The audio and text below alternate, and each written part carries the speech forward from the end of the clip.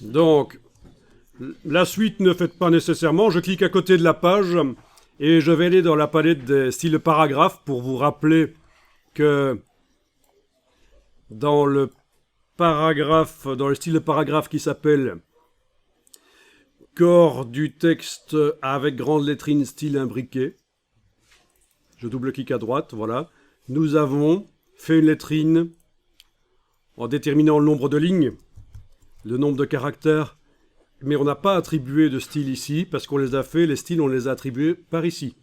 On a un premier style de caractère retrait gauche qui s'applique sur le premier caractère du paragraphe, qui est un espace vide. On a été mettre manuellement un espace vide. Et on a le deuxième. Et là, sur le deuxième caractère, c'est le caractère, style de caractère de la grande lettrine. Voilà.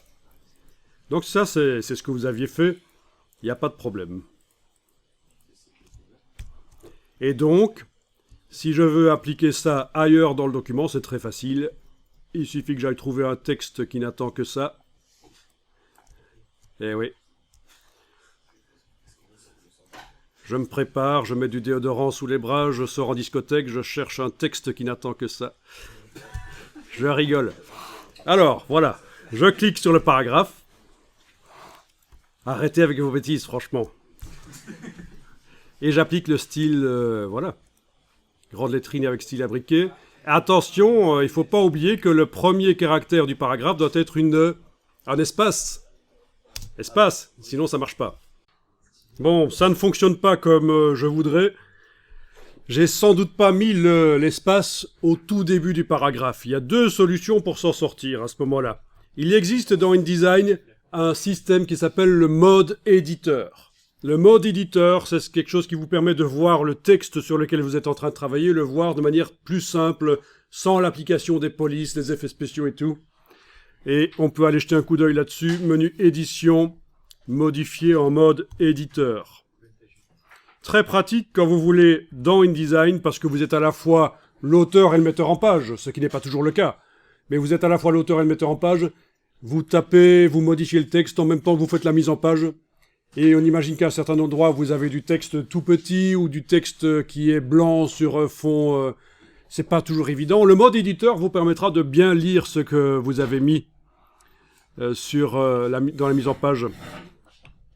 Et donc voilà, ce qu'on voit là, c'est que, en effet, l'espace, je l'ai mis après le O et pas avant. D'accord, vous avez vu menu quoi d'ailleurs?